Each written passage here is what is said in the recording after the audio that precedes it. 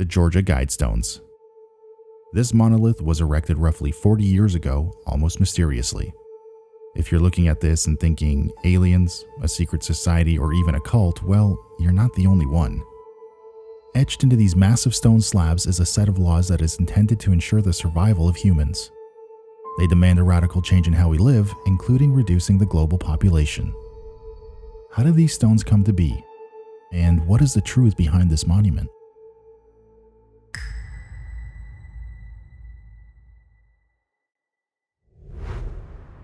"90 miles east of Atlanta stands a mysterious monument known as the Georgia Guidestones.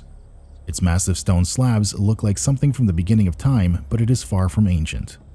No one knows exactly what they're doing here. The granite stones were built in 1980 and engraved with a series of 10 Bible-like commandments in 8 different languages, both modern and archaic. One slab stands in the center, with 4 arranged around it. A capstone lies on the top of the 5 slabs, which just so happens to be astronomically aligned. The stones stand 19 feet tall and seemingly in the middle of an empty field. The Guidestones have about 10,000 people visit per year from all around the world to a town with a population of roughly 4,500. The creator of the stones was very specific in not wanting this site to be a tourist stop with shops and souvenirs, but this doesn't stop people from visiting and theorizing why the stones are here. The stones call for humanity to change its ways, how we communicate, how we govern ourselves, how we treat each other, and how we settle our differences. Above all of these are 2 commandments that have started a storm of controversy. There is a commandment that calls for humanity to guide reproduction wisely. And finally, the first commandment demands we maintain a world population under 500 million in perpetual balance with nature. Currently, the world population is just over 7 billion, and if we were to adhere to the rule of the Guidestones, then it would require us to eliminate over 90% of all the people on Earth. Why would someone call for these commandments? Is this a message for survivors of some future catastrophe? Or does it call for the mass slaughter of billions? The only man who could answer these questions is its creator, but his identity remains a mystery. The story of the Georgia Guidestones creator begins in 1979. A man using the alias Rosicrucian buys land in Elbert County, Georgia with the intention of building a strange monument on the land. Throughout the process, he reveals his identity to only 2 other people, a county official and then owner of the Elberton Granite Finishing Company. Christian explained that the stones would function as a compass, calendar, and clock, and should be capable of withstanding catastrophic events.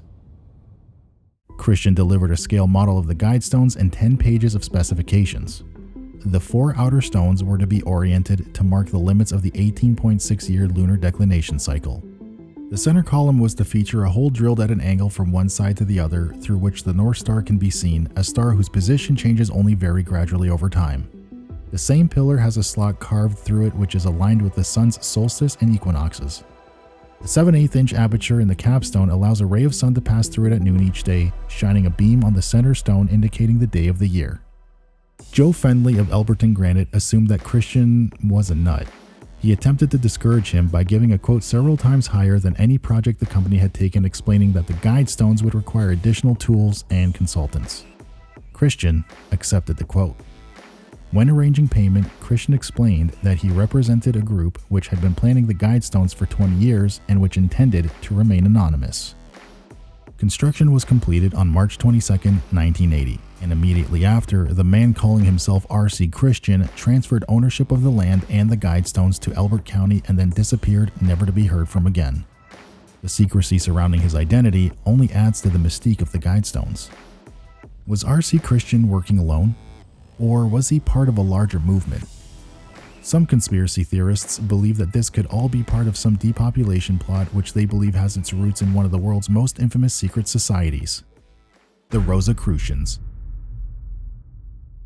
The Rosicrucian Order started as an underground sect of Christianity.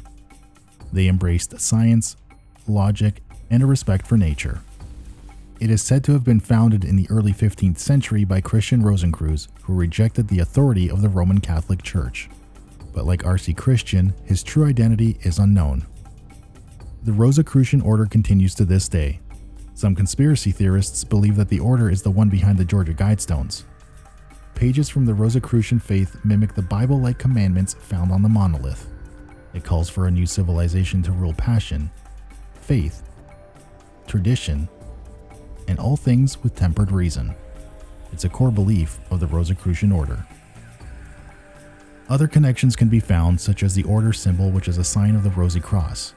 Some believe R.C. Christian's alias was devised as a cryptic reference to his membership in the Rosicrucian Order. But why keep your identity secret?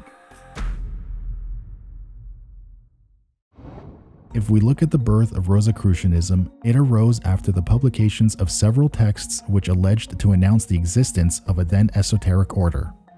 The Rosicrucian manifestos hammered home the idea of universal reformation of mankind through a science allegedly kept secret for decades until a time where everyone might accept it.